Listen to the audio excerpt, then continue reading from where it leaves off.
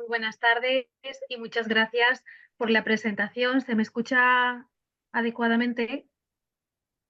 Sí, doctora. Nuevamente, muchas gracias. Antes de empezar con el desarrollo de mi ponencia en esta jornada, quiero manifestar mi más profundo agradecimiento por la invitación que se me ha cursado a este efecto al Departamento Académico de Derecho de la Pontificia Universidad Católica del Perú y más en concreto al doctor Elmer Arce Ortiz, actual jefe de este departamento, y a los profesores que integran el consejo del mismo. Así también mi agradecimiento especial a la doctora Emilia Bustamante Ollague, principal impulsora de esta jornada, por la oportunidad de impartir una ponencia esta tarde.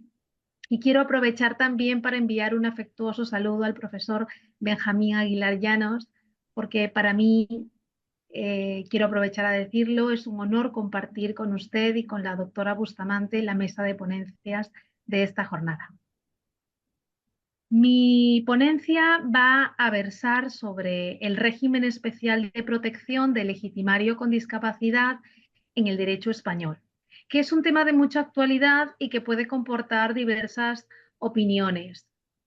Y me atrevo a decir incluso opiniones divididas, que en la medida de lo posible, dada la enjundia del tema, intentaré explicar. Y debido al factor tiempo, sin más preámbulos, entraré inmediatamente en materia. Lo primero que debemos saber es que en 2021 entró en vigor en España la Ley 8/2021 de 2 de junio, por la que se reforma la legislación civil y procesal para el apoyo a las personas con discapacidad en el ejercicio de su capacidad jurídica. En adelante me referiré a esta ley como Ley 8/2021. Esta ley ha tenido incidencia en distintos ámbitos del Código Civil español, y uno de los ámbitos que se ha visto afectado por la reforma en cuestión ha sido precisamente el derecho de sucesión. Entre otras varias cosas, la Ley 8/2021 introduce un régimen especial de protección de los legitimarios con discapacidad. Este régimen especial está previsto en el artículo 808, párrafo cuarto del Código Civil, que contempla la facultad del testador de disponer de la legítima estricta de los colegitimarios sin discapacidad en favor del hijo legitimario que sí presenta una discapacidad, gravando la legítima estricta con una sustitución fideicomisaria para asegurar el derecho a la legítima de los colegitimarios afectados. La sustitución fideicomisaria opera entonces como un gravamen dirigido a asegurar el derecho a la legítima de esos colegitimarios sin discapacidad que se ven afectados por la disposición de la legítima estricta en favor del legitimario con discapacidad. De este modo, a la muerte del legitimario con discapacidad o al cese de su discapacidad, los colegitimarios recibirían la cuota de la herencia que les hubiese correspondido recibir, como regla general. Ahora bien, aunque, como ya he mencionado, lo más nuclear de este régimen está previsto en el artículo 808 del Código Civil Español, cabe precisar que este régimen especial de protección se configura realmente sobre la base de dos preceptos. El artículo 782 del Código Civil, que se dedica en todo caso y de forma más enunciativa a la sustitución fideicomisaria en general, por tratarse precisamente de un precepto que está situado en la sección relativa a las sustituciones hereditarias. Y el artículo 808 del Código Civil, que ahora vamos a conocer más en profundidad. Con ocasión de la reforma de 2021, el actual artículo 782 del Código Civil prescribe en su primer párrafo que, abro comillas, las sustituciones fideicomisarias nunca podrán gravar la legítima, salvo cuando se establezcan en los términos del artículo 808 en beneficio de uno o varios hijos del testador que se encuentren en una situación de discapacidad, y cierro comillas. Este precepto tiene un segundo párrafo, pero no me voy a detener en él en esta ocasión porque no es relevante para este análisis. Por otra parte, está el artículo 808 del Código Civil, que en su redacción vigente, que es la dada por la Ley 8/2021, establece literalmente en su párrafo cuarto que, abro comillas, cuando alguno o varios legitimarios se encontraren en una situación de discapacidad, el testador podrá disponer a su favor de la legítima estricta de los demás legitimarios sin discapacidad.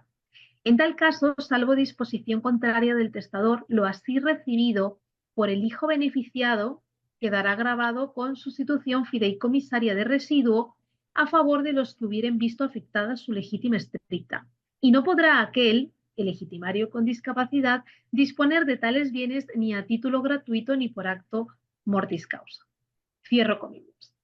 En forma inmediata, este artículo 808 del Código Civil Español, en su párrafo quinto, continúa estableciendo que, abro comillas, cuando el testador hubiere hecho uso de la facultad que le concede el párrafo anterior, corresponderá al hijo que impugne el gravamen de su legítima estricta acreditar que no concurre causa que la justifique, cierro comillas. Evidentemente, este párrafo quinto, cuando habla de la impugnación de esa disposición de la legítima estricta, se refiere a los hijos legitimarios sin discapacidad, que serían aquellos cuya legítima estricta se vería afectada por esta disposición y el consiguiente gravamen.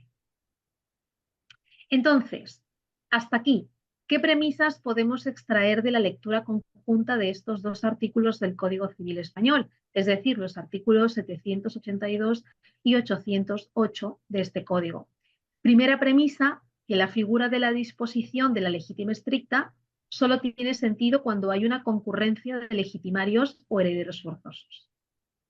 Segunda premisa, que la disposición de la legítima estricta aparece contemplada como una facultad del testador, de modo que aun cuando hubiere un hijo legitimario con discapacidad, en los términos precisados por la norma, el testador no estará obligado a disponer de la legítima estricta en favor de aquel, afectando la cuota que sobre esta legítima estricta correspondería a los legitimarios que no presentan ninguna discapacidad.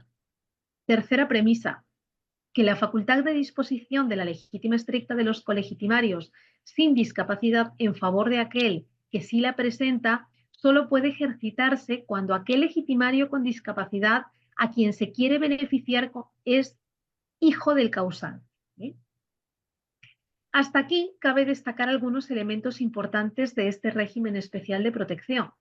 El fundamento último de la disposición de la legítima estricta es la protección de los descendientes inmediatos con discapacidad, pero siempre que así lo valore oportuno el testador, porque es una facultad y no una obligación. Y sin olvidar el necesario requisito de que tal disposición de la legítima quede grabada con una sustitución fideicomisaria, pensando precisamente en los colegitimarios que se ven afectados. Y queda claro que el Código Civil Español prevé un régimen especial, más favorable para los hijos o descendientes con discapacidad, pero no hay una previsión similar en relación con el cónyuge viudo y tampoco respecto de los ascendientes. Pese a que todos estos, de acuerdo con el artículo 807 del Código Civil Español, ostentan la condición de legitimarios o herederos forzosos, cada uno en el modo y según el orden que prevé la misma norma. Evidentemente, llama la atención que el mencionado mecanismo de protección de los legitimarios con discapacidad solo se haya previsto en favor de un hijo legitimario con discapacidad y que se haya privado del mismo mecanismo a los ascendientes y al cónyuge viudo que también podrían encontrarse en una situación de discapacidad o de dependencia igual o más vulnerable que la de los hijos. Pero como he mencionado antes, por una cuestión de tiempo, en esta ocasión solo voy a centrarme en el estricto régimen de protección de los legitimarios con discapacidad en el ordenamiento español y tal como está construido este régimen especial, únicamente está pensado en la protección de los hijos legitimarios con discapacidad. Vamos ahora a la cuarta y última premisa, que se extrae de los dos artículos que configuran todo el régimen especial de protección de los legitimarios con discapacidad. Y esta cuarta y última premisa es que una vez que ha decidido el testador hacer uso de la facultad de disposición de la legítima estricta en favor de su hijo con discapacidad o hijos, si fuesen varios, tendrá que gravar esa legítima estricta, salvo en la cuota que corresponde por derecho de legítima a su hijo con discapacidad, con una sustitución fideicomisaria, en principio de residuo. Así la ha llamado el artículo 808 del Código Civil en su párrafo cuarto. Sustitución fideicomisaria de residuo, a la que luego me referiré con más calma. Posiblemente la cuestión relativa a este gravamen de sustitución fideicomisaria es una de las más conflictivas y ahora explicaré por qué. Si nos centramos en la actual redacción del artículo 782 del Código Civil, vamos a ver que la regla general de intangibilidad de la legítima, que entre otras cosas implica que en principio nunca podría quedar grabada con una sustitución fideicomisaria, queda finalmente flexibilizada al admitirse como excepción que puedan constituirse sustituciones fideicomisarias sobre ella, siempre que se proceda a tal efecto en los términos que señala el artículo 808 del Código Civil, es decir, en beneficio de uno o varios hijos del testador que se encuentren en una situación de discapacidad. La técnica empleada por el artículo 782 del Código Civil redirige el asunto relativo al gravamen al artículo 808 de este mismo código, por lo que antes de entrar en este último precepto, el artículo 808, habrá que poner sobre la palestra dos cuestiones que servirán como punto de partida para conocer los términos en que ha de operar el gravamen de la legítima a que se refiere el artículo 782 del Código Civil. La primera cuestión es a qué legítima se refiere este precepto, si a la legítima amplia o a la legítima estricta. Y aquí me permito explicar que en España, cuando concurren hijos en la herencia, habrá que dividir la herencia en tres partes.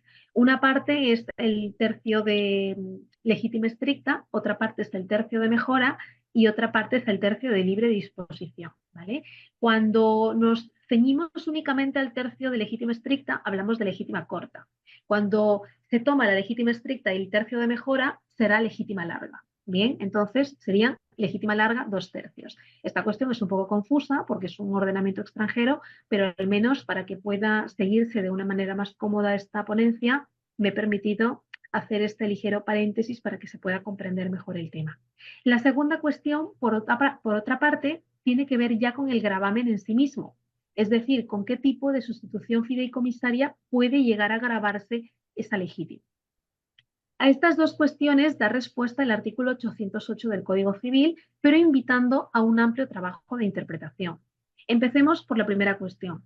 Aun cuando el artículo 782 del Código Civil no especifique en su primer párrafo que se está refiriendo a la legítima estricta o corta y no a la legítima amplia o larga, la propia remisión termina por aclarar el asunto, pues el actual artículo 808 del Código Civil sí que precisa que la sustitución fideicomisaria puede recaer sobre la legítima estricta.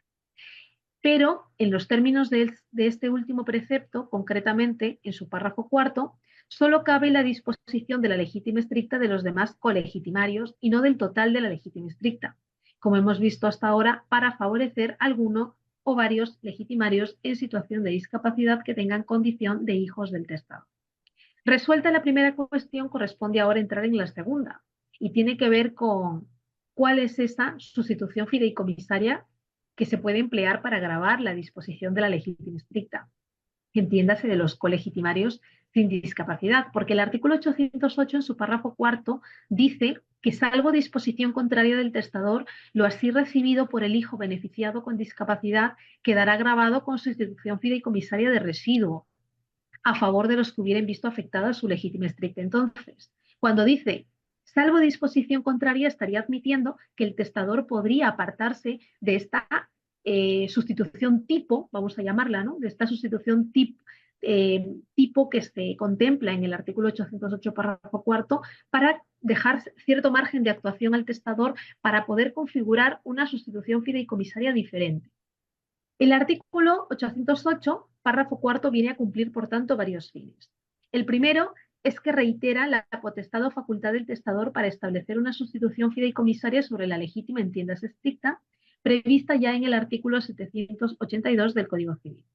Segundo fin, complementa el enunciado del artículo 782 al establecer que como regla general, salvo disposición contraria del testador, la sustitución fideicomisaria con que se entenderá grabada la legítima estricta será una de residuo a favor de los que hubieran visto afectado su derecho sobre tal tercio de la herencia.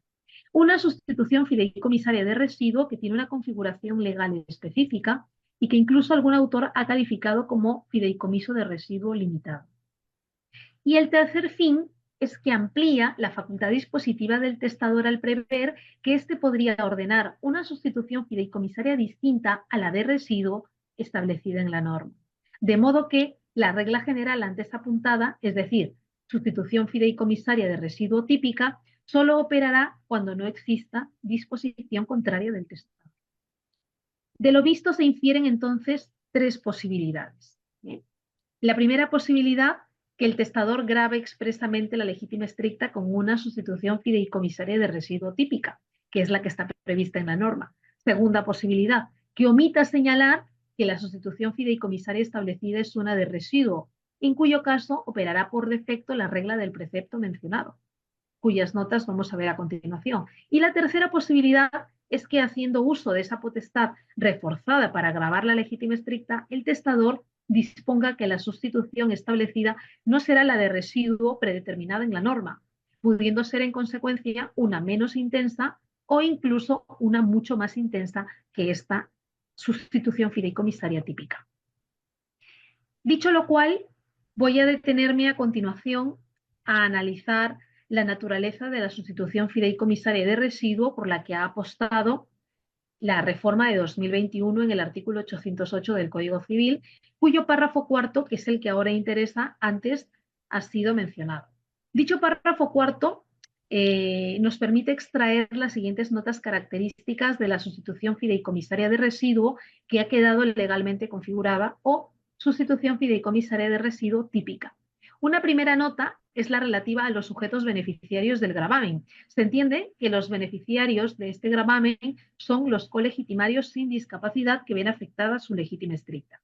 Por otra parte, una segunda nota de esta sustitución fideicomisaria de residuo que queda establecida en el artículo mencionado es que solo lleva anejas facultades de disposición por actos intervivos y a título oneroso para el legitimario con discapacidad, quien no podrá disponer de los bienes hereditarios recibidos por actos mortis causa ni por actos intervivos a título gratuito. Es decir, puede disponer, pero solo a título, por acto intervivos a título oneroso, de lo que se desprende de esa fórmula típica de sustitución fideicomisaria de residuo. Lo inicialmente apuntado se deduce de una interpretación a contrario de esto último, que sí aparece señalado en el propio tenor del precepto. Finalmente, como tercera nota, cabe destacar que la sustitución hereditaria del artículo 808, que opera como regla general, encajaría más en el doctrinalmente denominado fideicomiso si quid supererit, si quedase algo, con las limitaciones expuestas, quedando siempre a salvo, claro está, que el testador disponga de algo distinto. Como esta sustitución fideicomisaria de residuo que establece el artículo 808 implica facultades de disposición intervivos a título oneroso y no directamente un deber de conservación de los bienes recibidos, entonces había que barajar alternativas que podrían presentarse con ocasión de una disposición distinta del testador respecto del gravamen. Y las alternativas son, primero, que el testador establezca una sustitución fideicomisaria ordinaria que no concede al legitimario fiduciario, es decir, al legitimario con discapacidad, facultades de disposición de ningún tipo, pero sí el deber de conservar los bienes fideicomitidos, ¿no? Esta sustitución fideicomisaria ordinaria sería pues, la más respetuosa de la legítima de los colegitimarios. La segunda posibilidad o alternativa es que el testador establezca una sustitución fideicomisaria de residuo de eo quod supererit, de lo que quedase, que concede al legitimario fiduciario facultades de disposición, pero también la obligación de transmitir alguno o algunos de los bienes recibidos a los herederos fideicomisarios. Esta ya es una sustitución más flexible, pero que sigue implicando facultades de disposición. Y la tercera alternativa es que el testador establezca una sustitución fideicomisaria atípica o sui generis que conceda al fiduciario facultades de disposición de todo tipo y a cualquier título, y que evidentemente suponga la afectación indeterminada de los fideicomisarios ante el latente peligro de no recibir nunca su legítima estricta.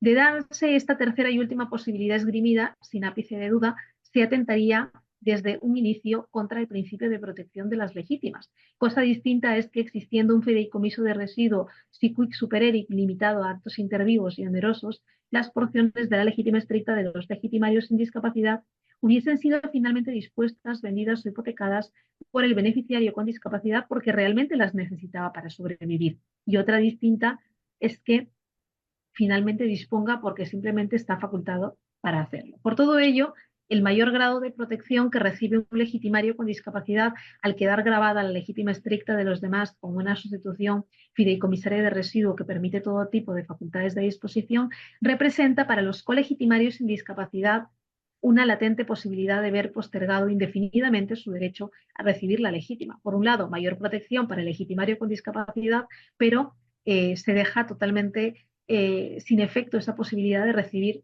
realmente la legítima para los colegitimarios sin discapacidad.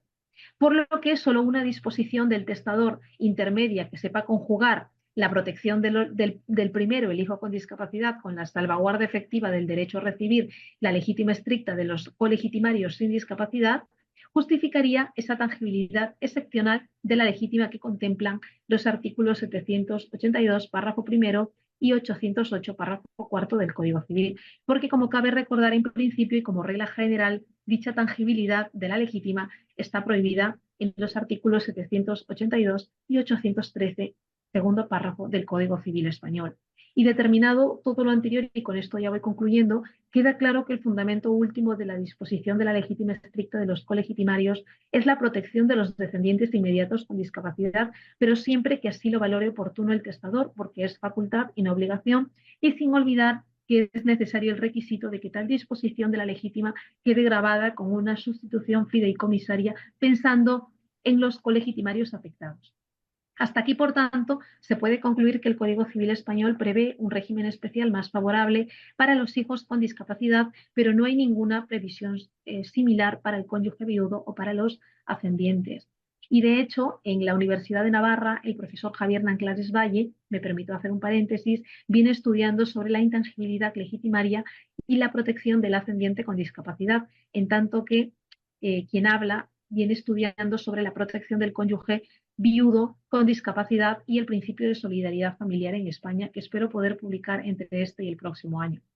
Volviendo al tema que nos reúne, aun cuando la regulación española, a decir de un sector de la doctrina, estaría abriendo una vía para hablar de la libertad dispositiva del causante en función de si él mismo tiene o no legitimarios con discapacidad, más precisamente hijos con discapacidad, no es mi intención en esta ponencia entablar aquí la discusión relativa a si debería existir o no legítima, o dicho de otro modo, a si debería mantenerse o no en tiempos actuales la figura del heredero forzoso.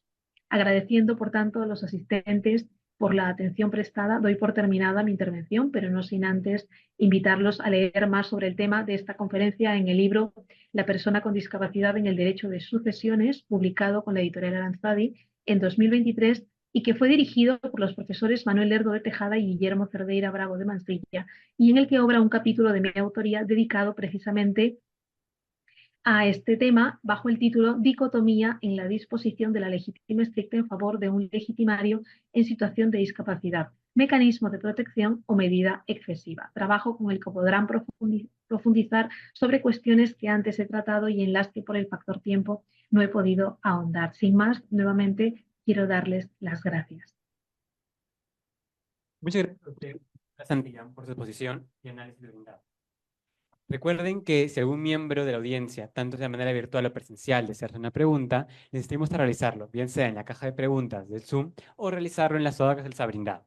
También, Santillán, agradecerle por su análisis, tomando en cuenta bastante lo que es el Código Civil Español, y ya estaremos atentos a una próxima publicación suya sobre la legítima, pero tomando en cuenta la discapacidad para el cónyuge sobreviviente. Muchas gracias, Muchas doctora. gracias. Le damos el paso a la doctora Emilia Bustamante Ollague, quien es jueza suprema titular de la Corte Suprema de Justicia, integra actualmente la Sala Civil Transitoria. Por cortos periodos ha sido presidenta de la Sala Civil Permanente como de la Sala Civil Transitoria. Ha sido jueza superior titular en la Corte Superior de Justicia de Lima. Es consejera integrante del Consejo Directivo de la Academia de la Magistratura, en representación de la Sala Plena de la Corte Suprema de Justicia. Es abogada y magíster en investigación jurídica por la Pontificia Universidad Católica del Perú. Además, es magíster en argumentación jurídica por la Universidad de Alicante y egresada del máster en razonamiento probatorio de la Universidad de Girona. Actualmente se dedica y es parte del equipo docente en la Pontificia Católica del Perú e integra el grupo de trabajo sectorial creado con el objeto de realizar un estudio situacional de los proyectos normativos generados por los grupos de trabajo que propone modificaciones al Código Procesal Civil, Código Civil, ley que regula el proceso contencioso administrativo y de la Ley General de Sociedades. Finalmente, comentar que tiene diversas publicaciones en revistas especializadas y en obras colectivas, tanto en el Perú como en el extranjero. Le doy la gran bienvenida, doctora Emilia. Muchas gracias, Guillermo. En primer término, quiero expresar mi reconocimiento y agradecimiento personal en la persona del doctor Elmer Arce Ortiz por su amplia colaboración y disponibilidad en llevar a cabo y hacer realidad estas jornadas académicas de reflexión sobre la legítima sucesoria.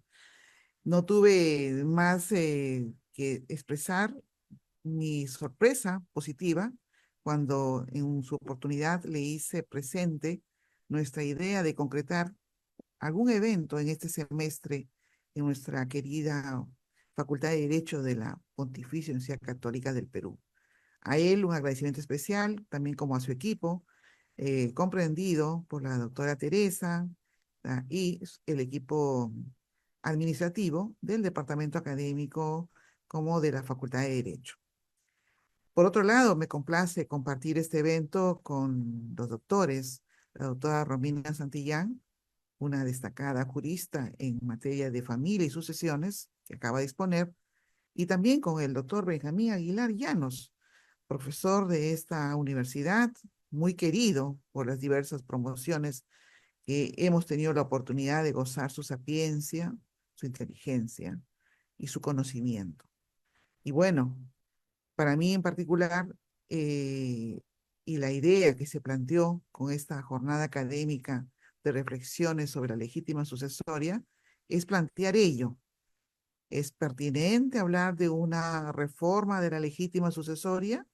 ¿Qué utilidad tiene la legítima sucesoria? Y sobre todo porque estamos en época en las cuales estamos pensando en reformas legislativas al Código Civil, que justamente, como anunciaba Guillermo al inicio, celebra 40 años de vigencia este mes, el 14 de noviembre del 2024. Y han sido 40 años de vigencia que en materia sucesoria ha tenido puntuales acicates, ¿no? Y bueno, la legítima no ha sido materia directamente de un cuestionamiento o una modificación en su esencia. Pero tangencialmente sí hubo un impacto con la ley 30.007 que se promulgó en abril del año 2013, ¿no? Recordemos esta ley que estableció los derechos sucesorios para los integrantes sobrevivientes de una unión de hecho, ¿no?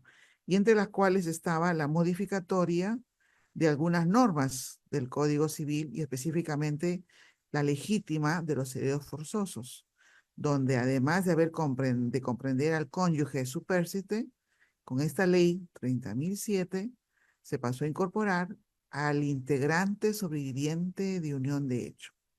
Este es un tema que ya, digamos, debería haber sido aclarado y especificado en la práctica jurisprudencial. A 10 años de vigencia, ¿no? Queridos amigos, tenemos nosotros aquí todavía aspectos que faltan perfilar y definir de esta aplicación de la ley 30.007, ¿no? En cuanto a qué convivientes son catalogados como herederos forzosos con derecho sucesorio, ¿no? Hay al menos hay una poquísima jurisprudencia que se ha dado en sede nacional y específicamente en la Corte Suprema de Justicia, que establece a partir de la vigencia de esta ley del 2013 el reconocimiento efectivo de los derechos sucesorios de los convivientes integrantes de una unión de hecho, ¿no? Y bueno, acá yo veo dos perspectivas que hay que analizar y reflexionar en torno a la legítima del cónyuge o denominado integrante sobreviviente de una unión de hecho, porque hay casos en los cuales el proceso judicial de unión de hecho, en la medida en que hay una controversia de diversos familiares, conlleva a que tiene un lapso de duración. Y luego de este lapso de duración, de apelaciones, de recursos de casaciones que inclusive se presentan en el proceso, termina luego con la inscripción de la decisión judicial, ¿no? En el registro de sucesiones intestadas. Y al inscribirse ello, sucede que ya hay una controversia. ¿Cuál es esa controversia? Me dirán ustedes. Que el hecho sucesorio se ha reconocido a partir de abril del año 2013, pero las resoluciones judiciales han reconocido la unión de hecho de un periodo muy anterior al año 2013. Procederá a reconocer hechos sucesorios a ese concubino que tiene un derecho declarado, pero que fue reconocido mucho antes de que entrara en vigencia la ley 30.007. Esa es la pregunta que yo les planteo como reflexión, porque la idea también es cuestionarnos y ver cómo estamos interpretando las normas y cómo estamos aplicando el derecho. En la jurisprudencia suprema, la tendencia que se ha adoptado, al menos hay dos sentencias que he podido ubicar, es reconocer el hecho sucesorio aplicando el principio de la vigencia de las normas, la vigencia de las leyes. Entonces, dado el principio de que en materia civil no hay efectos retroactivos de las normas, la postura que se ha asumido en las salas civiles de la Corte Suprema es reconocer hechos sucesorios desde la vigencia de la ley. Pero también hay una jurisprudencia que merece reflexionar, ¿no? Porque ese es el tópico y el ámbito que debe hacerse en un ámbito universitario, como es nuestra casa de estudios.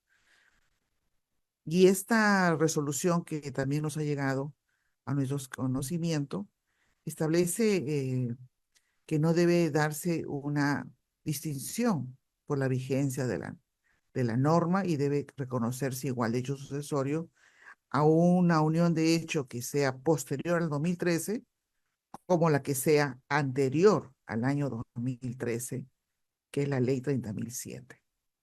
Todos estos temas merecen ser discutidos, merecen ser abordados y, como decía hace un momento, hace 10 años no se tenía ni pensada la posibilidad de que un conviviente tuviera hechos sucesorios hereditarios y hoy día ya los tiene.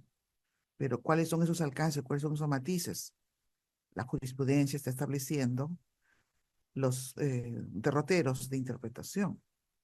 Otro tema vinculado con los hechos sucesorios y la legítima del integrante sobreviviente de unión de hecho es establecer siempre que aun cuando la ley dice al integrante de una unión de hecho que concurran los supuestos del primer párrafo del artículo 326 del Código Civil, veamos, podrá reunir todos los elementos del primer párrafo del artículo 326, ser una unión entre un hombre y una mujer, con fines semejantes al matrimonio, de conocimiento público, con un mínimo de temporalidad de 2 años, ¿no? Y que tenga finalidades semejantes al matrimonio, pero esta unión de hecho, como tal, tiene que tener una particular situación, que a la fecha en que se muere alguno de los concubinos integrantes de esta unión de hecho en sentido estricto, a esa fecha existía esa unión de hecho, ¿no? Y este es un tema también que habrá que ir armando en el camino y definiendo los alcances del hecho sucesorio de los concubinos que forman parte de una unión de hecho en sentido estricto. Y esto viene a pie porque, dada la evolución de la vida social de nuestra sociedad peruana, también es conocido de que en la práctica, a diferencia de lo que en su oportunidad pensó el legislador del Código Civil de 1984, en que pensaba en aquellas convivencias que tenían tiempo de constitución y tiempo de duración, ¿no? En la realidad, la práctica judicial nos muestra de que hay convivencias cortas, convivencias que tienen una configuración de acuerdo a los requisitos configurantes del 326, pero que han durado un tiempo determinado, por decir 3 o 4 años, y luego de ello, la pareja decidió poner fin a esta relación convivencial. ¿Qué pasó luego? Pasa un tiempo y se genera otra relación convivencial, otra situación particular, a veces con hijos, a veces sin hijos, en ocasiones con bienes en común que se adquieren, y luego hay que definir qué pasa con esos bienes en común en ese periodo de convivencia con los requisitos que configuran la unión de hecho que tiene protección patrimonial en el primer párrafo del artículo 326 de nuestro Código Civil. Entonces, la casuística judicial nos muestra que nuestra sociedad también ya es otra, es diferente a la que inicialmente pensaba nuestro legislador, que promulgó el año 84 el Código Civil de 1984, ¿no? Conocido así. A mí me interesa en estas reflexiones que se han convocado hoy día, plantear de que algunos países vecinos conciben la legítima como parte de su regulación y algunos otros no la conciben como parte de las normas del derecho sucesorio. Por ejemplo, entre quienes tienen legítima, podemos citar al derecho brasileño, ¿no? El derecho brasileño, según la diapositiva que hemos adjuntado y hemos presentado, la número 2, se puede visualizar que en el derecho brasileño la sucesión necesaria es la legítima a la porción o cuota legítima o reserva referida a los herederos forzosos o legitimarios, ¿no? Y a estos herederos forzosos o legitimarios pertenece de pleno derecho la mitad de los bienes de la herencia, constituyendo la legítima, y no se permite al testador establecer la conversión de los bienes de la legítima en otros de diversa especie.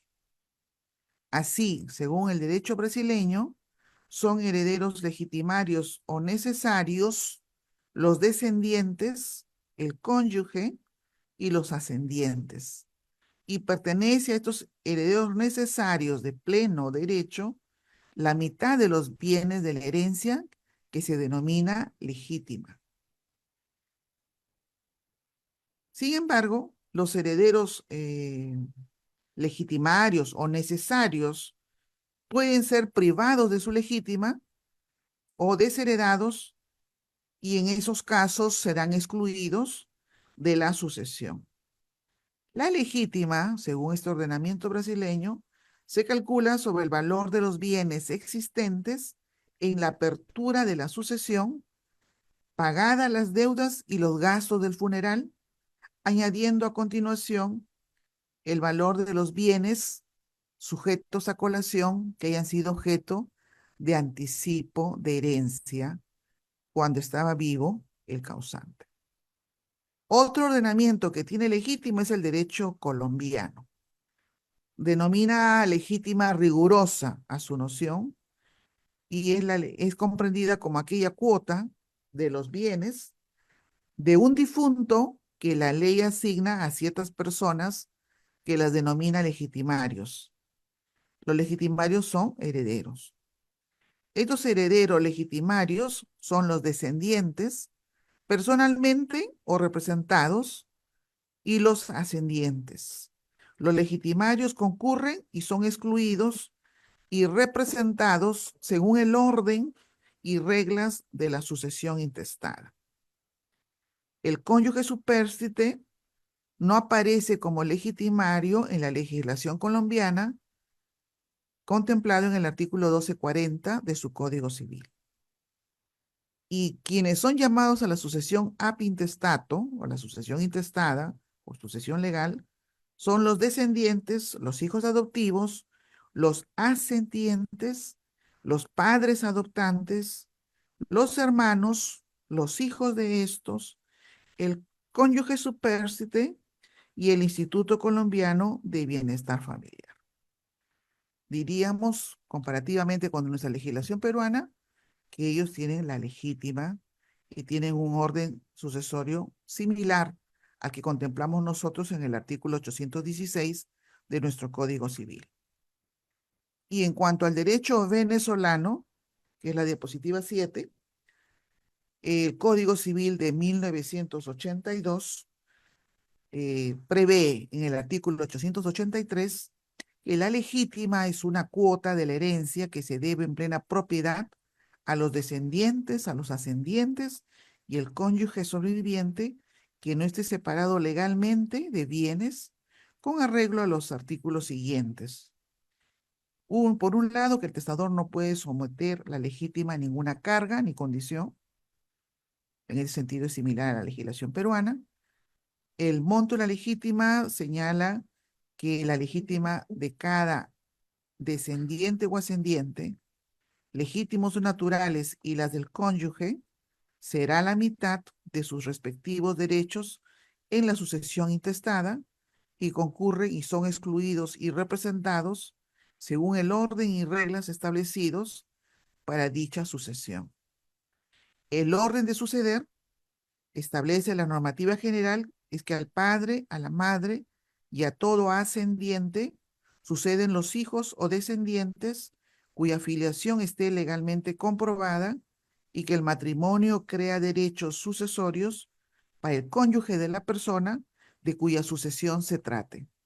Estos derechos cesan con la separación de cuerpos y de bienes, sea por mutuo consentimiento, sea contenciosa, salvo prueba, en ambos casos, de una reconciliación, ¿no? Y entre estos son 3 ejemplos en los que tenemos legítima a nivel de Sudamérica. Y digamos, por otro lado, ¿no? Los que establecen una regulación no tan detallada, ni tan precisa, ni omnicomprensiva de la legítima, tenemos al derecho costarricense, ¿no? La diapositiva 4, que define que la sucesión legítima ocurre si una persona muriese sin disponer de sus bienes o dispusiere solo como parte o habiendo dispuesto, el testamento caducare o fuera anulado, entrarán a la herencia sus herederos legítimos. Al efecto, el artículo 572 del Código Civil de Costa Rica dispone numerus clausus quiénes son sus herederos legítimos. Estos son los hijos, padres y el consorte o el conviviente en unión de hecho. No hay una regulación específica de legítima. En cuanto al derecho dominicano, diapositiva 5, no tenemos una regulación de legítima. Y en cuanto al derecho mexicano, en particular el Código Civil Federal Mexicano, reformado el 9 de marzo del 2018, establece que el testador puede disponer del todo o parte de sus bienes. La parte que no disponga quedará regida por los preceptos de la sucesión legítima. Esto es la sucesión intestada. A la muerte del autor de la sucesión, los herederos adquieren derecho a la masa hereditaria como un patrimonio común, mientras no se hace la división, ¿no? Entonces, esta es una pequeña muestra de que entre los países de la órbita de Latinoamérica, digamos, no todos tienen legítima, ni todos ven la necesidad de tener regulada la legítima, como la tenemos nosotros en nuestra legislación, que concebimos que la legítima es la parte intangible de la cual no puede disponer el testador cuando tiene herederos forzosos. Y sabemos que son herederos forzosos reconocidos por nuestra legislación los hijos y demás descendientes, los padres y demás ascendientes, y el cónyuge sobreviviente o el integrante sobreviviente de una unión de hecho, ¿no? Para ellos está reservada la legítima como aquella parte intangible. Me interesa hacer como reflexiones, ¿no? La siguiente pregunta. ¿Cuál es la pregunta? ¿Cuáles son nuestros problemas sucesorios recurrentes?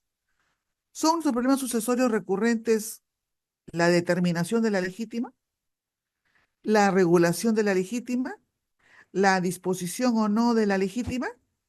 Esa es la primera pregunta que yo planteo acá al auditorio presencial y al auditorio que está conectado con nosotros mediante Zoom de la Pontificia Universidad Católica del Perú.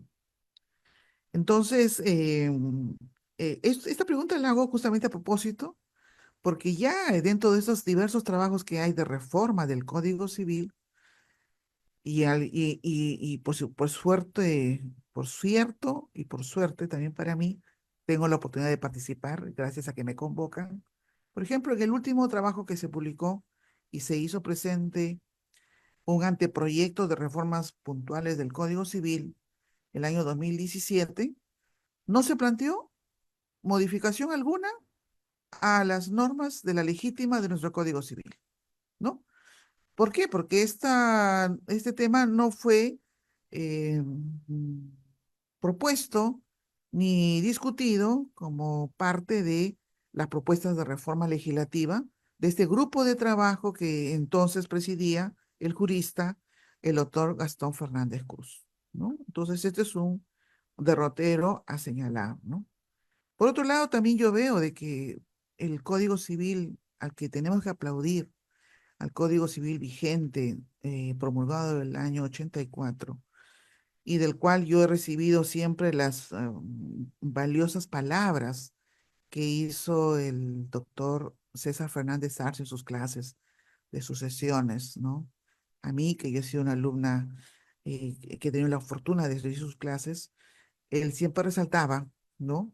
Y también debe acordarse Benjamín, él siempre resaltaba que una de las bondades de este Código Civil del 84 en materia de sucesiones era que definía que la legítima era un concepto y que no se debía privar al cónyuge supérstite de la legítima, como sí se había previsto anteriormente en la legislación precedente, que estaba sujeto a si tenía gananciales o no la cónyuge.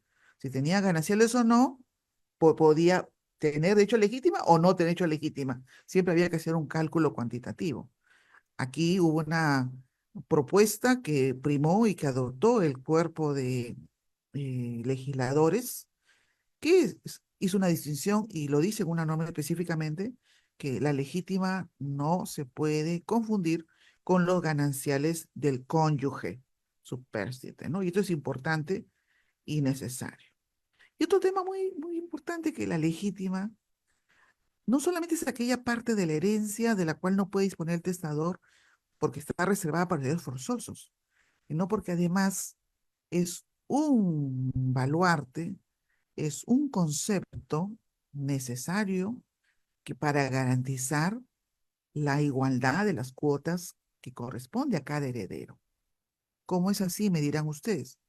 Pues en el hecho que fallecido el causante y producida la apertura del proceso sucesorio, la herencia, que es lo que deja el causante, luego de pagadas las deudas y los gastos del funeral, bueno, ese saldo va a ser objeto de división entre sus sucesores. Si hay herederos forzosos, ellos tienen prioridad. Como yo siempre digo, son los herederos forzosos, son los herederos privilegiados por el derecho. Van a recibir lo que corresponda en primer lugar. Y si antes en vida el testador les dio a alguno de ellos o a varios de ellos algo de anticipo de herencia, pues ese anticipo de herencia se va a computar, se va a hacer una valoración y se va a retrotraer ficticiamente para equiparar las cuotas que corresponden a todos los herederos forzosos que sobreviven al causante.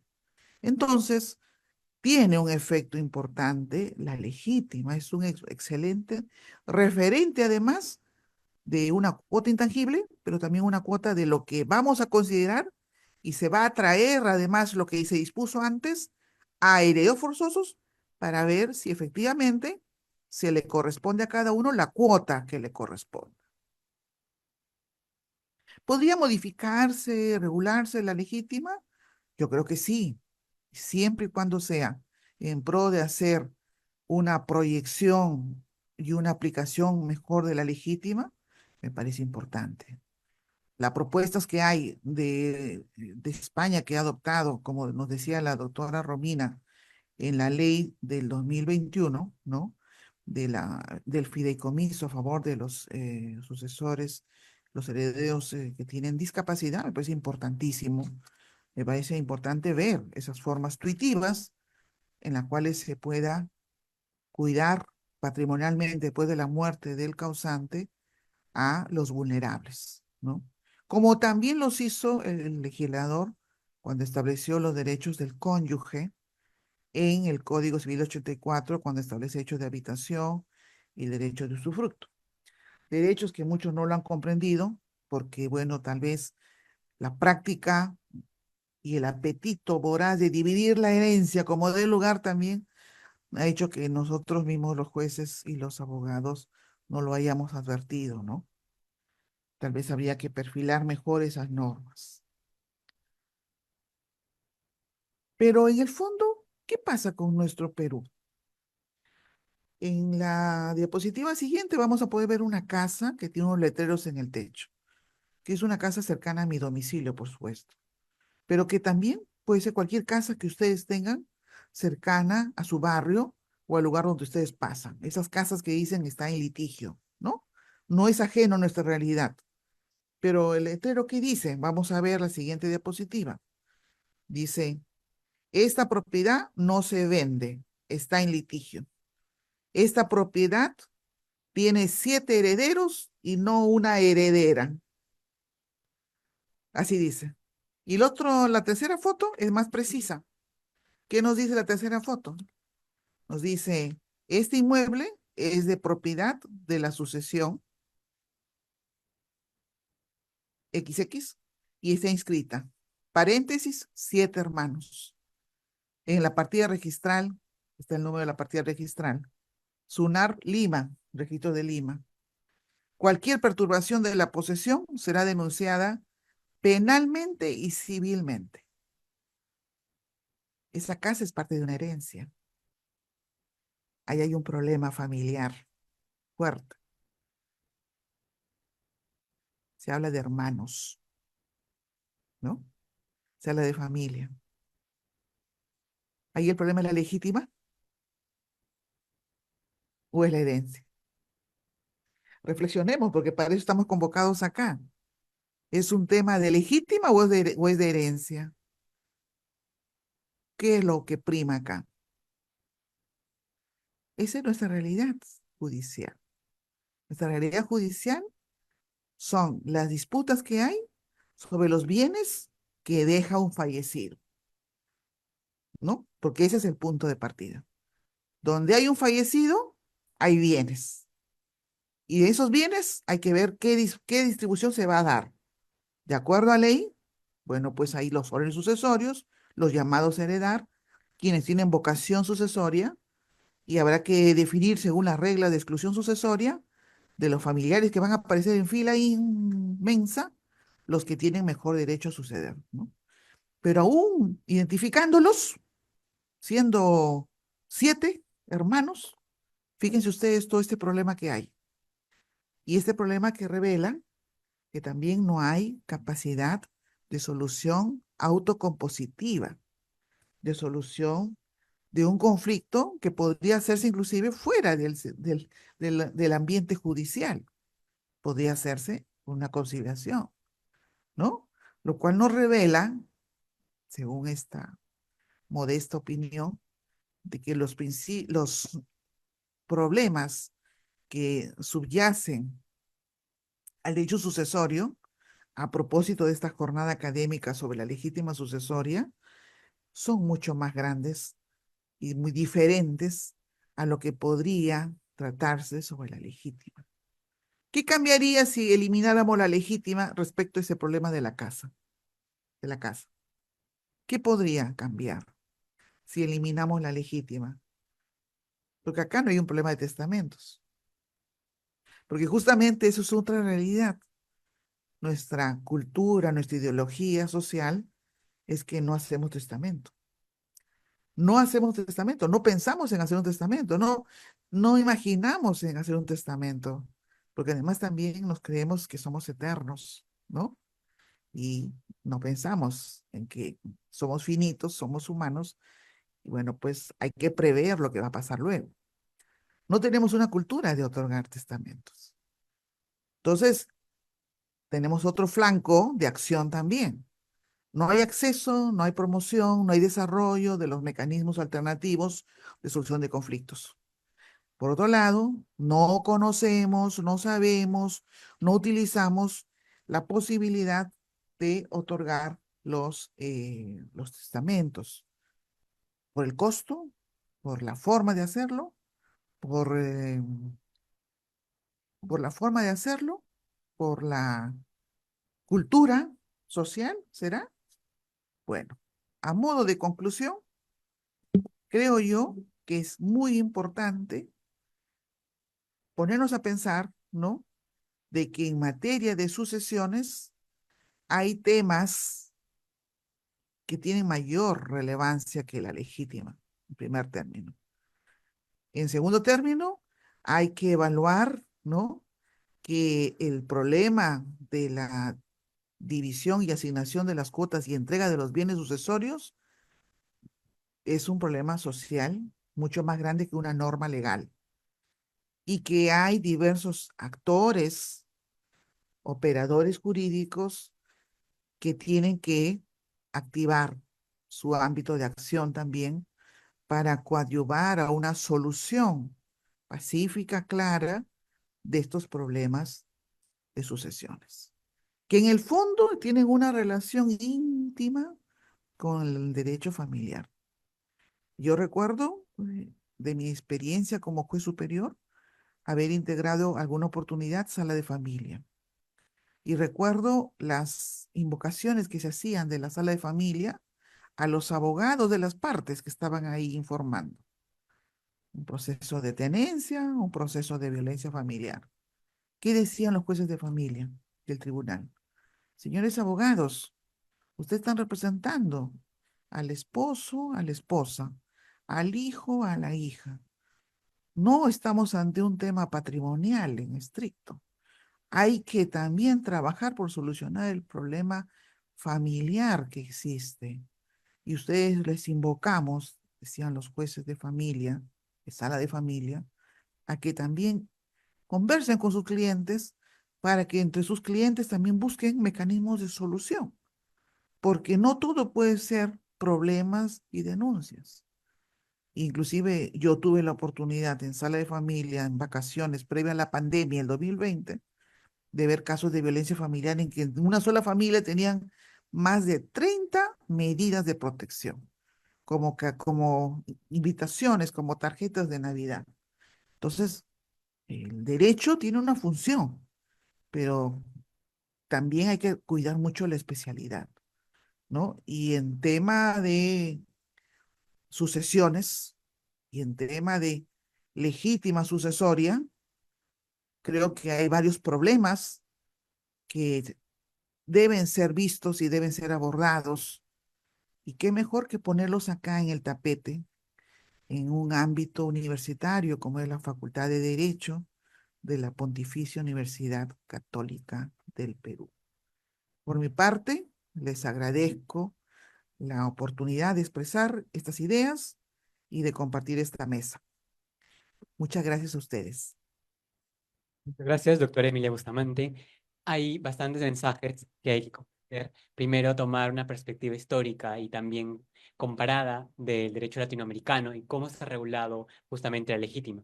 Pero también es importante comprender qué intereses hay detrás. Justamente la experiencia jurisprudencial de la doctora Bustamante nos da a entender que va más allá de cómo legislar, sino también ver cuál es el verdadero interés que hay detrás por las partes al momento que acuden a un proceso judicial. Muchas gracias, doctora Bustamante, por sus comentarios y análisis brindados. Finalmente, le damos un fuerte saludo al doctor Benjamín Aguilar Llanos, quien nos acompaña en esta oportunidad y además es un docente muy querido tanto por toda la comunidad académica, universitaria y en general. En este aspecto quisiera comentarle que el doctor Benjamín Aguilar es magíster en investigación jurídica por la Pontificia Universidad Católica del Perú, es abogado y bachiller en Derecho por la misma Casa de Estudios, es docente por la Pontificia Universidad Católica del Perú y por la Universidad Ruiz de Montoya. Asimismo, es autor de importantes libros y artículos sobre el derecho de familia y sucesiones, varios de los cuales los estudiantes como nosotros habremos leído en algún momento. Muchas gracias, doctor, por acompañarnos el día de hoy. Buenas noches. Primero, sumarme a Emilia en el agradecimiento que hace a nuestro buen amigo Elmer para solamente reconocer algo que es muy propio de él, ¿no? Tener mucha apertura cuando se promueven estos eventos académicos. También felicitar a Emilia por precisamente promocionar este evento que considero yo que es sumamente importante. Y a nuestra buena amiga Romina Santillán sobre la legítima en el tema de los discapacitados. Nos abre un poquito más los oídos para escuchar y luego ver en qué forma podemos aplicar en nuestra legislación. En el caso de mi persona, ha seguido muy de cerca la institución de la legítima. Ha sido tan cercano que mi trabajo de tesis sobre la legítima precisamente constituye el tema que me dio el título de magíster. Presenté lo de la legítima solidaria. Eh, y en ese trabajo de maestría, pues voy a extraer algunos conceptos que me parece que son sumamente importantes. Y precisar, sobre todo, porque se confunden algunos conceptos dentro de la institución de la legítima. El mismo código lo hace. Cuando al definir lo que es la legítima, habla de la parte del patrimonio de una persona que el testador no puede disponer. Circunscribe la legítima a la sucesión testamentaria, como que si en la sucesión intestada no existiera legítima. La legítima juega en los dos ámbitos, tanto en la sucesión testamentaria como en la sucesión intestada. Y yo quisiera comenzar este tema con lo que nos señala el Código Civil. Parte del patrimonio de una persona, ojo, yo no estoy diciendo testador, parte del patrimonio de una persona que no puede disponer libremente si es que tiene los llamados herederos forzosos. Esta institución de la legítima por muchos siglos, no estoy hablando de años, siglos, no ha sido discutida por nadie. Desde que se inició la institución de la legítima por allá, por el derecho romano y el derecho germano, siempre ha sido una suerte de defensa, de asistencia a favor de los hijos de la persona que tenía un patrimonio. Así nació, y nació en función precisamente de defender estos derechos de los hijos menores de edad que estaban bajo la patria potestad de sus padres. Entonces, tenemos una institución de la legítima sobre la base de garantizar los derechos de los descendientes. Sin embargo, pasado ya el tiempo, y sobre todo a fines del siglo pasado, surge una corriente que, con argumentos que no son traídos o jalados de los cabellos, pretende suprimir la institución de la legítima. Y nosotros vamos a pronunciarnos aquí, el que habla, acerca de por qué no está de acuerdo con esa propuesta de suprimir la institución de la legítima. Es cierto que la institución de la legítima ha quedado como una suerte de desfase con la realidad misma. Eso es muy cierto.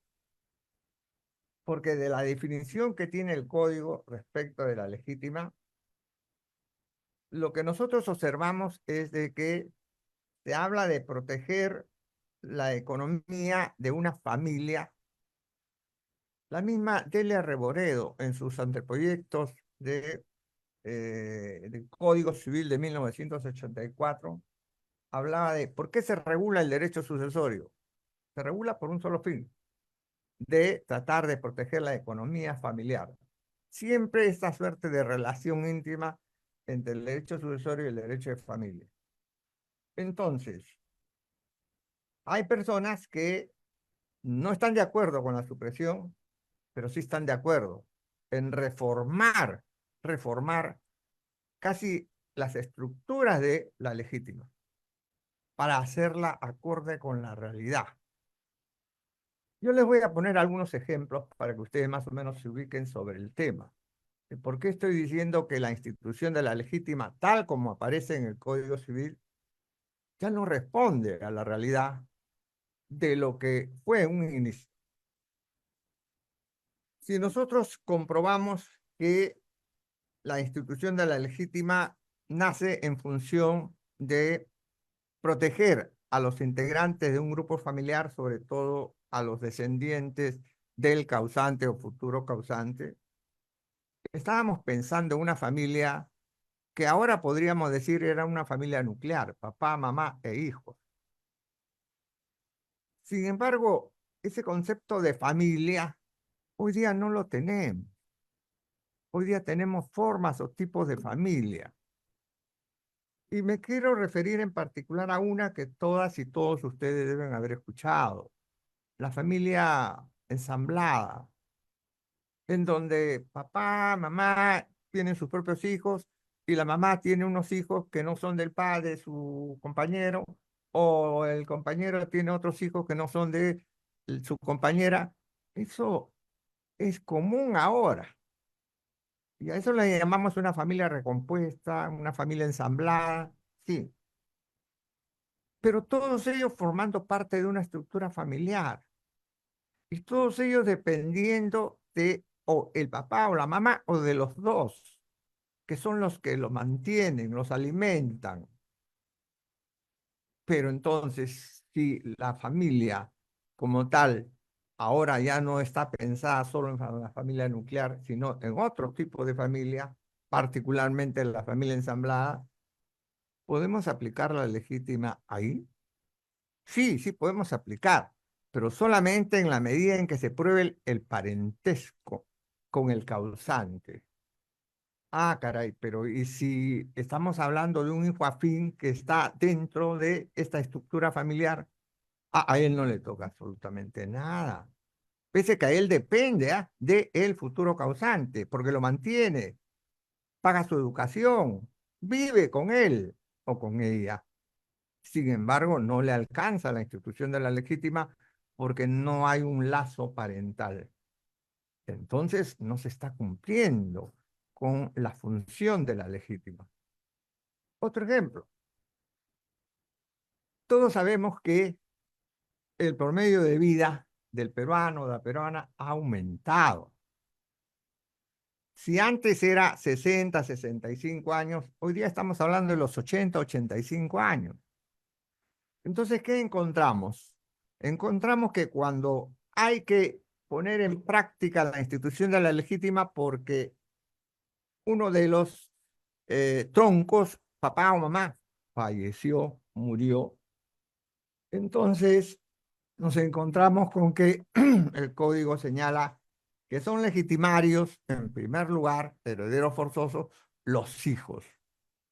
Claro, si la legítima nació en defensa de los hijos. Pero ¿qué hijos tenemos? Todos ellos ya son mayores de edad. Todos ellos ya formaron su propia familia. Todos ellos incluso con patrimonio propio. ¿Qué función está cumpliendo la legítima en ese momento? ¿Para qué esa reserva de parte del patrimonio a favor de los hijos? Cuando ya no lo necesitan, ya no lo necesitan. Entonces, solo 2 ejemplos para que vean ustedes de que esta institución de la legítima, desde mi perspectiva, tiene que ser reestructurada totalmente, más nunca suprimida. Yo voy a tratar de, dentro del término que tengo, tratar de explicar en forma muy sucinta el fundamento de los partidarios de que la legítima siga subsistiendo, pero con algunas modificaciones. También voy a explicar los argumentos que tienen aquellos que piden la supresión de la legítima. Y por último, les voy a proponer mi idea de una legítima solidaria. A propósito de la legítima solidaria, por ejemplo, nuestra amiga Romina Santillán ha hablado de los discapacitados. Pues esos discapacitados calzan totalmente con mi legítima solidaria. Van a ver ustedes por qué.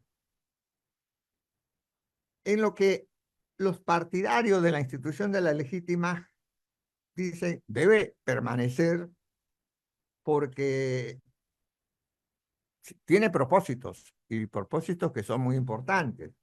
La defensa de la familia, la defensa intergeneracional, colaboradores en la formación del patrimonio y defensa de los alimentos. Estos son los 4 argumentos que esgrimen aquellos que dicen debe seguir subsistiendo la legítima por estas razones. Pero estas razones no son tales. Repito, yo estoy de acuerdo con que siga vigente la legítima, pero con estos argumentos a mí no me ayudan mucho. Dice, defensa de la familia. ¿De qué tipo de familia estamos hablando? Si la legítima, tal como está ahora en el código, está referida a la familia matrimonial o a la familia extramatrimonial, en donde los hijos son hijos biológicos de la pareja. Nada más que ellos. Entonces, ya no ingresan dentro de este tipo de beneficiarios aquellos que están formando parte de la estructura familiar, pero que no tienen ligación parental con el futuro causante. La defensa intergeneracional. Este es un concepto que viene del derecho alemán. Se dio una sentencia del Tribunal Constitucional alemán el 19 de abril del año 2005, en el que señalan ellos que la Constitución alemana establece como norma constitucional la legítima de los hijos del causante. Porque este es un derecho que va a permitir que las generaciones se sigan alimentando y sigan continuando la familia.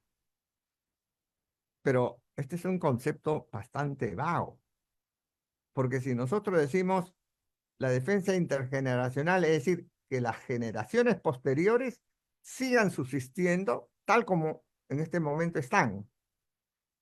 2 cosas ahí en esta sentencia del Tribunal Constitucional que señala que la Constitución protege como derecho beneficiario de la legítima a los hijos del causante.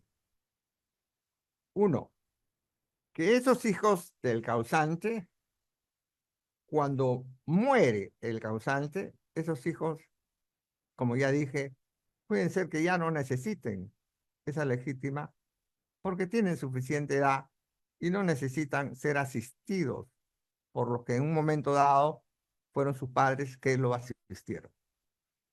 Pero en segundo lugar, se está reconociendo solamente a los hijos como derechos a la legítima y la cónyuge, ¿qué? ¿La cónyuge no es una heredera también forzosa?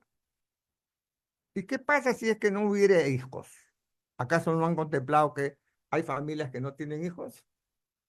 Aquí en el Perú, por ejemplo, señalamos que son legitimarios los descendientes y en defecto de los descendientes, los ascendientes. Entonces, los cambios que se están dando en el mundo terminan afectando a la institución familiar, no solamente en los tipos y clases de familia que tenemos en el presente, que no existía eso en el Código del 36, sino que la estructura familiar está cambiando también. Se señala que la legítima les corresponde a los hijos, a los legitimarios, porque al fin y al cabo ellos han vivido con el causante, lo han ayudado a ser más productivo al causante. En palabras del ilustre maestro y profesor guía, que fue el doctor Héctor Cornejo Chávez, han formado una suerte de copropiedad familiar, porque todos han colaborado en que se genere un patrimonio. Por lo tanto, al estar colaborando económicamente con el futuro causante, sin querer, están generando una suerte de reserva a favor de ellos, de una parte de ese patrimonio. Yo no estoy de acuerdo con eso. Yo estoy de acuerdo en que efectivamente la familia debe ser una unidad solidaria y que haya o no haya bienes es un problema de la familia. Pero en el caso que lo haya, todos colaboran, no pensando en el futuro de que van a participar de esa herencia, sino porque existe lo que se llama el interés familiar. Ese interés familiar que se sobrepone al interés individual de los integrantes de la familia y que propicia el desarrollo integral de cada uno de los integrantes de la familia. Todos pensando en consolidar esa familia. Eso me parece bien importante. ¿Por qué? Porque algo los une, que puede ser el vínculo de la sangre, puede ser el hecho de que viven juntos y entonces han generado una suerte de afinidad entre todos ellos y todos colaboran, pero no pensando en que mañana más tarde les va a tocar algo a ellos. El tercer punto me merece una atención, o el cuarto, me merece una atención especial. Los partidarios de que sigas vigente la legítima es porque a través de la legítima se defienden los alimentos. Ah, bueno, pues Emilia leía algunas legislaciones en donde Emilia decía, miren, observen cómo no hay legítima en estos países. Y claro, si yo voy mucho más allá de lo que Emilia ha leído con respecto a las legislaciones latinoamericanas, vamos a decir que en toda la Commonwealth, comenzando con Inglaterra y todos los otros países, no hay legítima. Si nosotros hablamos de gran parte de los estados de Estados Unidos, no hay legítima. No me quiero ir mucho más allá. Quiero quedarme en los países centroamericanos. El Salvador, Guatemala, no tienen legítima. México, ya lo dijo Emilia, no tienen legítima. ¿Y por qué no tienen legítima? Porque hay algo que es bien importante para ellos. El no tener legítima va a significar que la persona que si desea testar no tiene límites. No tiene límites. Puede disponer de su patrimonio a favor de quien mejor le crea pertinente. Entonces uno dice, pero ¿cómo es posible? Están los hijos, está la cónyuge, ¿y cómo los va a dejar así en el aire? ¿No? Estos países han señalado lo siguiente. Y me refiero específicamente al código que ha mencionado Emilia.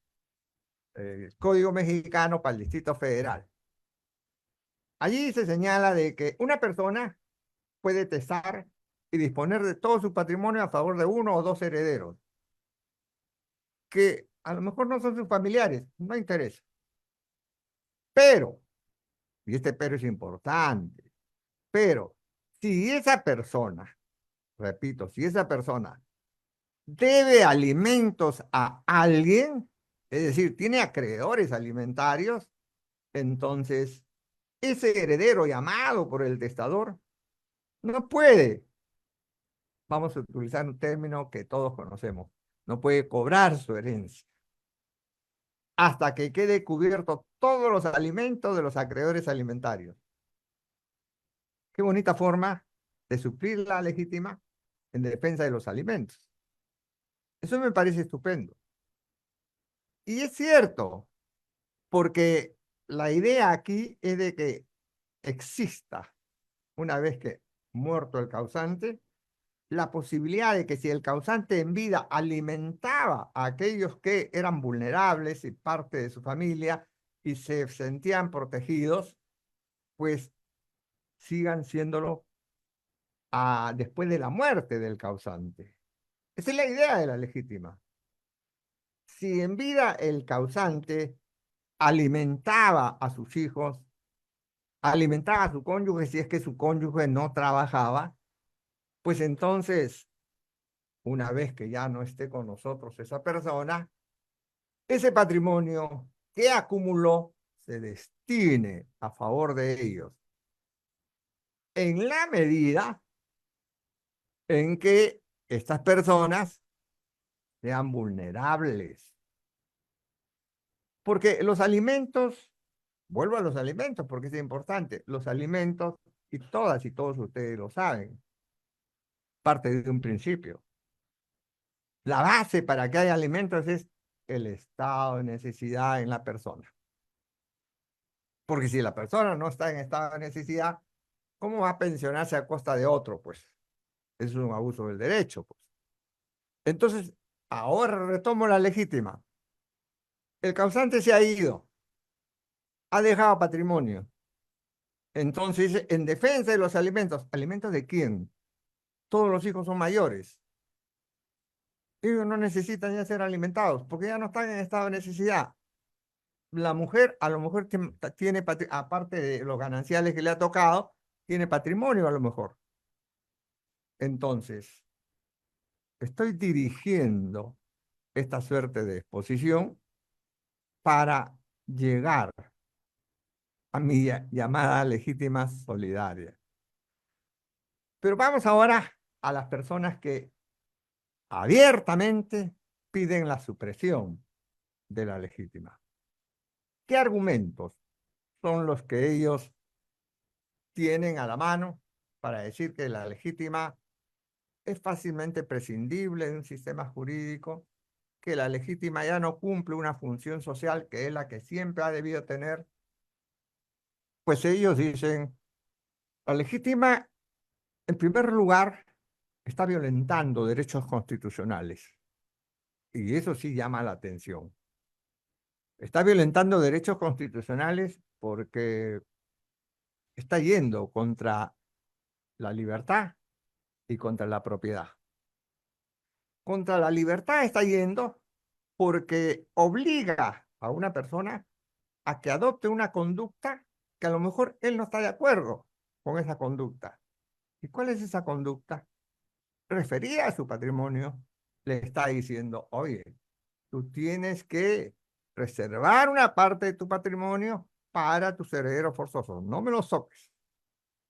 O sea, le está imponiendo una conducta, la propiedad, este poder jurídico que tenemos todos nosotros sobre nuestros bienes, que podemos usar, que podemos disfrutar y podemos disponer. Y deténganse ustedes un segundo en lo último, disponer. Entonces, como la legítima le dice a la persona, si tú tienes herederos forzosos, tú no eres tan libre de disponer. Ah, se han agarrado de ahí. Pero es una falacia, pues. Porque la legítima no le impide a la persona disponer de sus bienes. Hay disposición a través de una venta, a través de una donación, a través de una permuta. Entonces, la legítima, ¿qué es? ¿A dónde va para restringir esa suerte de disponer? Va a los actos de liberalidad, a los actos de donación. No tiene nada que ver la legítima con que la persona se desprenda de un bien a cambio de un precio. Eso sigue, eso no es problema. En cambio, si la persona quiere regalar sus bienes y quedarse sin nada, teniendo hijos, teniendo herederos forzosos, entonces ahí la ley en defensa de esos hijos, de su cónyuge, le dice, no eres tan libre de disponer de todo tu patrimonio, porque estás afectando a estos herederos forzosos.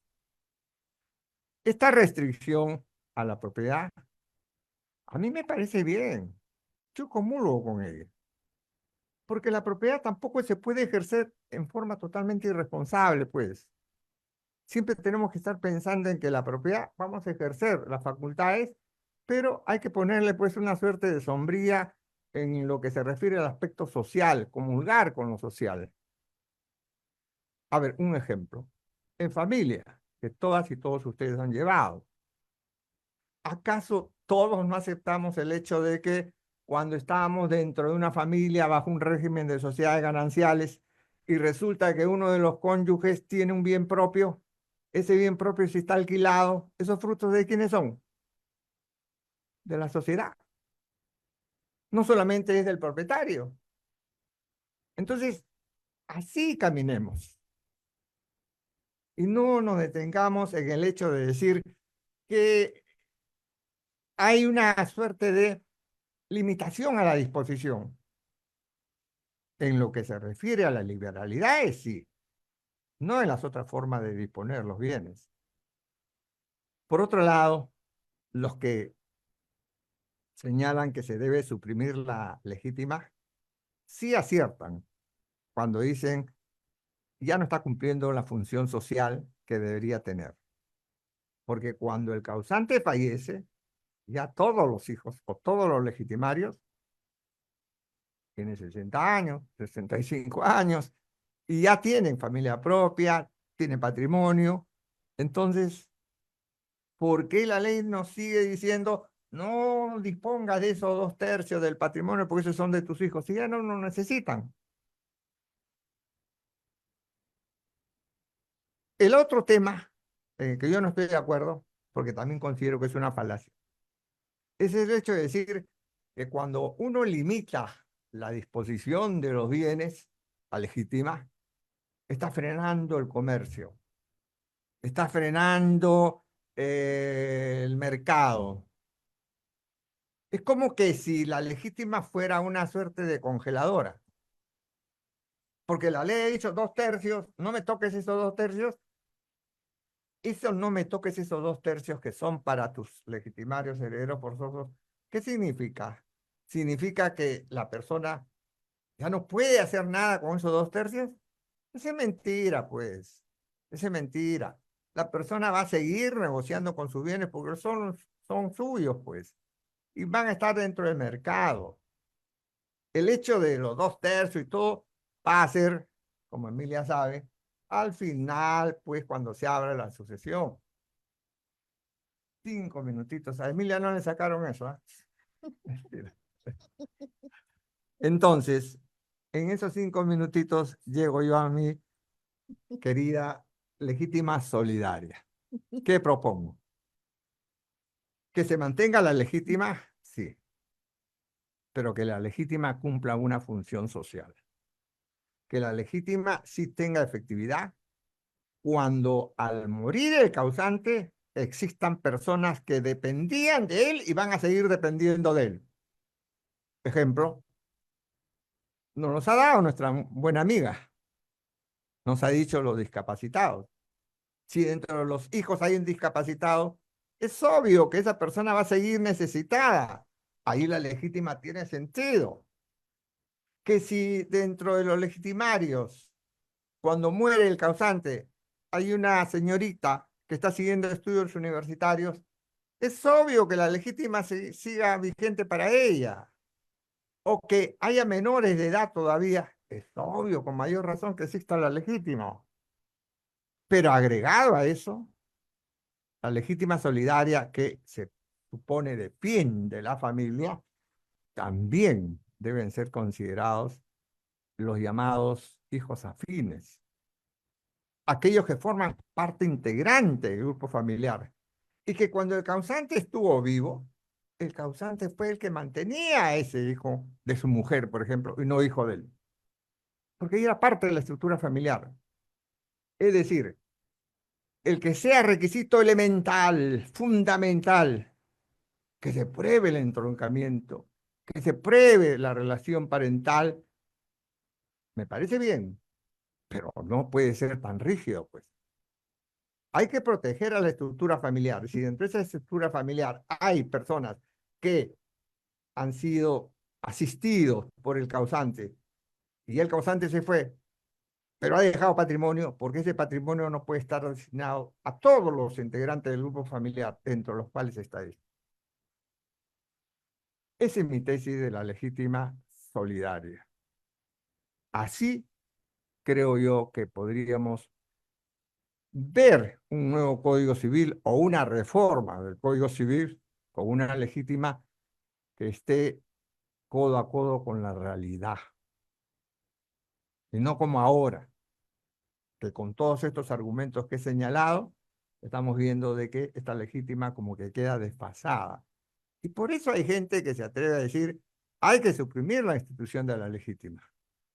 Claro, en un mundo en el cual la libertad es irrestricta, en donde los aires ultraliberales pues están a tono, entonces la legítima es un obstáculo para ellos. Es un obstáculo para ellos. Con esto cierro mi participación. Muchas gracias. Muchas gracias, doctor Aguilar. Y es importante siempre, ya que no es solo ver si debería o no regularse, sino también comprender cuáles son los argumentos que se esgrimen y si en verdad esos argumentos tienen lógica o más bien cometen ciertas falacias per se. En esta oportunidad quisiera pedirles a ustedes como miembros que tanto de manera presencial o virtual tienen alguna pregunta o duda. Justamente nuestro equipo les ha dado unas hojitas, pero si desean les puedo dar otras hojas para que puedan escribir sus preguntas o dudas. Levanten la mano y me acerco a ustedes para que puedan escribir sus preguntas.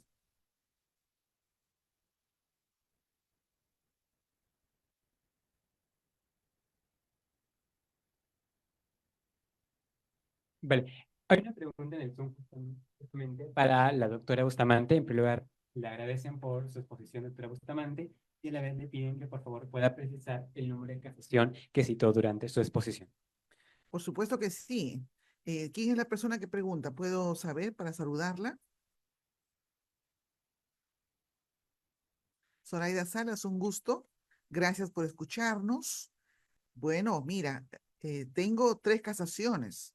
La primera es la casación 2867-2017 de La Libertad, ¿ya?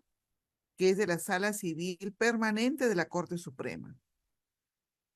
Y luego las 2 casaciones que cambian de criterio y establecen que no cabe la irretroactividad de interpretación de las leyes en materia de sucesiones de los convivientes, la casación 5175-2019 de Lima, de petición de herencia, de la Sala Civil Permanente, así como la casación 6-2019, también de Lima, emitida por la Sala Civil Permanente sobre petición de herencia. Bien, son 3 casaciones, las 2 últimas son variación de criterio respecto a la primera y que establecen que no cabe la irretroactibilidad de las normas. Espero que sean de utilidad para usted señorita Zoraida. Muchas gracias. Gracias, doctora Bustamante.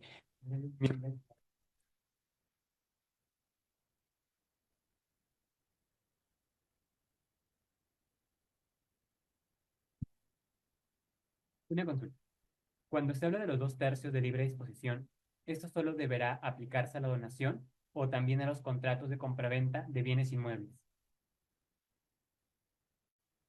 Quiero entender bien la pregunta porque cuando se habla de 2/3, a ver, en este momento la cuota legitimaria son 2/3 cuando se trata de herederos forzosos, hijos, o cuando se trata de herederos forzosos, cónyuge. Sin embargo, cuando no hay descendientes, estamos hablando de legitimarios ascendientes y esa cuota ya es 50%. Entonces, ahí en la pregunta se introduce un poco lo de la compraventa. ¿Cómo lo entiendo yo? No he entendido bien la pregunta. ¿Podrías repetirlo tal vez, Guillermo? Creo que sí, doctor Aguilar. La pregunta está enfocada en si puede explicar si los 2/3 solo aplica para la donación o también aplicaría en el momento, por ejemplo, que el causante realice una compraventa de bien inmueble. No, la compraventa de un inmueble no tiene nada que ver ahí con la legítima. Ese es un acto totalmente legítimo de la persona que, como todas y todos los que están presentes aquí, si tenemos la posibilidad de comprar algo, lo hacemos. Y más bien va a repercutir en que ese patrimonio del causante, pues ahora sea un poquito mayor, porque va a llevar un patrimonio nuevo, un bien nuevo, para que sea parte integrante de ese patrimonio que va formando. Así es que ahí no hay ninguna limitación, ninguna. Y reitero, lo que la ley establece, los 2/3, está referido a los actos de liberalidad. Y los actos de liberalidad se caracterizan ¿por qué? Porque sale del patrimonio de una persona algo y no regresa nada a su patrimonio. Entonces, el que realiza la liberalidad es una suerte de estar en estado de pobreza sobre ese bien, porque no entra nada. Y el que recibe la liberalidad se enriquece con un nuevo bien que antes no lo tenía. A esa donación, a esa liberalidad, es la que apunta la legítima. Muchas gracias, doctor Aguilar. Justamente hay una pregunta más para usted. En primer lugar, le agradecen por la excelente exposición y luego le comentan lo siguiente. ¿La legítima solidaria es aplicable únicamente para una familia ensamblada? ¿Y en qué base legal se podría sustentar en la actualidad de manera legal? Comienzo con la base legal. No es una base legal, es una base constitucional. Artículo 4 de la Constitución. Y el artículo 4 de la Constitución, en forma clara, precisa, señala el deber del Estado de proteger a la familia. ¿Acaso ustedes han visto en la Constitución que la Constitución define qué es la familia? Mejor que no haya una definición. ¿Por qué? Porque los tiempos cambian. Y entonces cuando nosotros hablamos de la familia matrimonial y la familia extramatrimonial, ahora tenemos que adicionar y decir familia monoparental, la familia ensamblada, etcétera, etcétera. Y más adelante, a lo mejor las uniones civiles, aunque con este Congreso no creo que salga nada. Muchas gracias, doctor Aguilar. Hay otra pregunta también para usted. Comentan.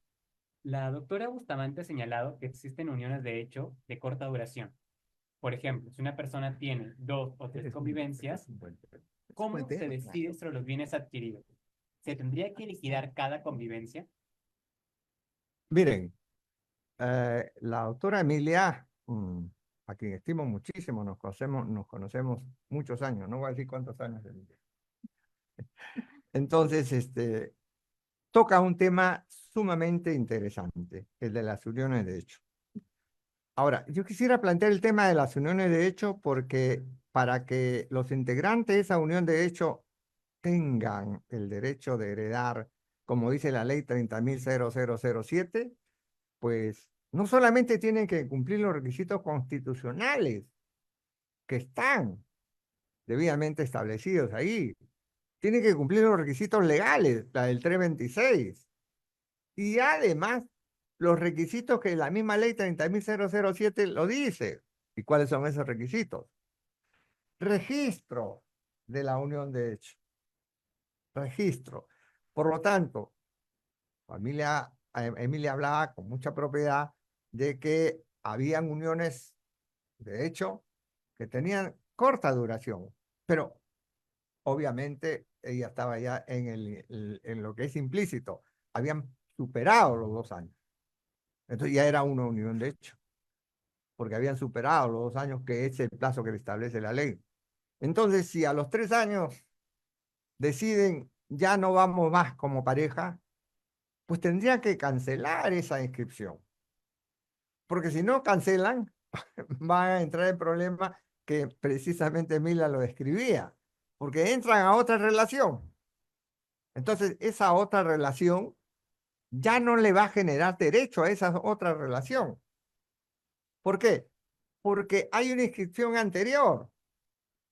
Mientras no se cancele esa, la segunda no se va a poder inscribir. Entonces, hay que ser muy claros y precisos en decir qué es lo que se tiene que hacer cuando una pareja dejó de serlo. Hay que liquidar su unión de hecho. El hecho de que posteriormente formen una nueva unión de hecho, lo pueden hacer, pero ya no va a tener efectos legales, ¿ah? Muchas gracias, doctora Aguilar. Hay una última consulta que es en relación. Si en un matrimonio uno de los cónyuges tiene una casa como bien propio, en donde vive la familia, luego la separación, el cónyuge vende la casa. La pregunta es si los hijos podrían solicitar la nulidad de la compraventa en atención que su padre ha dispuesto de la totalidad de sus bienes. Eh, Nuestro sistema legal en derecho de familia a veces dice uno que es muy proteccionista y eso está muy bien, pero padece de unos errores muy serios, muy serios.